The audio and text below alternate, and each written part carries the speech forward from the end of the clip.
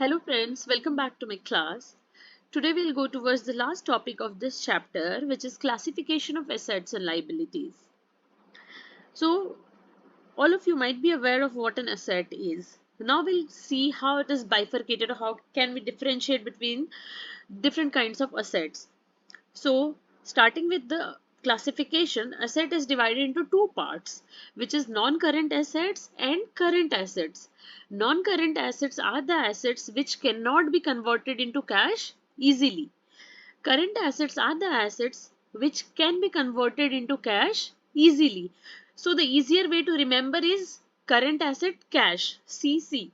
Non-current assets non-cash, or it takes a longer period of time to be converted into cash.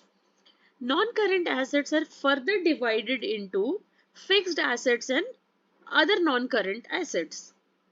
Fixed assets are the assets which are used in our daily life. If you see, like I said, gave you an example of Mehta bookstore, wherein to start the shop we have bought a fan, table, chair. So all of these are called the fixed assets.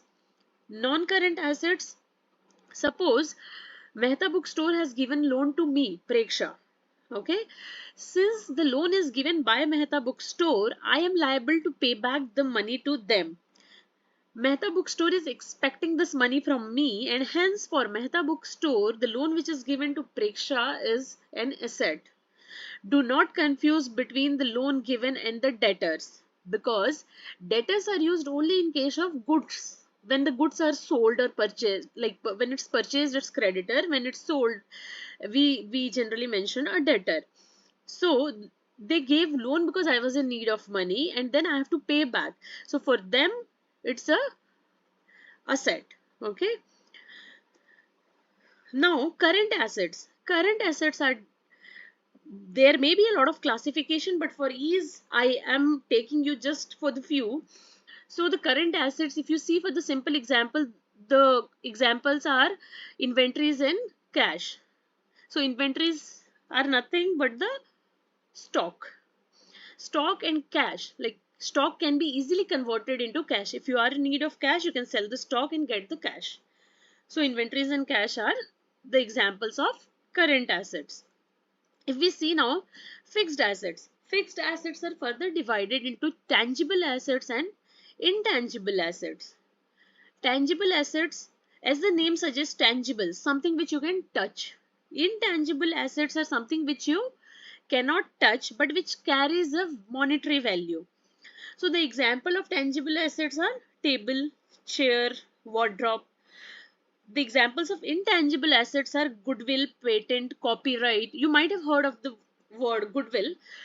In the next coming classes, I will tell you in detail as to what a goodwill means and how it affects the valuation. But for now, you can just understand that intangible assets are the assets which cannot be touched, but they possess a value, like goodwill, patent, and copyright. Now moving on to the classification of liabilities. Liabilities are divided into two parts, which is non-current liability and current liability. Non-current liabilities, it means that those are due to be paid not within a firm's fiscal year. So you suppose you have taken a loan today, and you, like the Mehta bookstore has taken a loan today, so it has to pay after 1 year. If it's after 1 year, then it's a long-term loan or non-current liability. Okay. Current liability is just the opposite of non-current liability, wherein the obligation to pay arises within a firm fiscal year or within 12 months. So the example of non-current liability is long-term loan. Suppose Mehta bookstore has taken a loan for 10 years. That will be termed as a non-current liability because it is a long-term loan. There is no obligation to pay it right away or within 12 months. Current liability, if you have taken a loan for like 5 months, 6 months, that is called the short-term loan. As in when we progress for the other topics, you will get more clarity about the division of the assets and liabilities. Thank you for watching.